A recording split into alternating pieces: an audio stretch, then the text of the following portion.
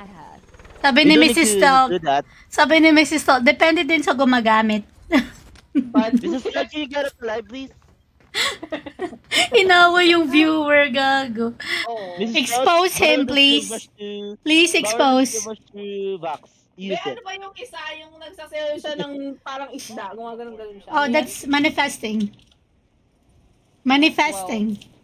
Ba't nilalagay mo sa manifesting? Mukhang yun, magmamanifest. Manifesting, Mrs. di ba, Clark? be? Because he wants to have that body back. So, manifest. Manifest?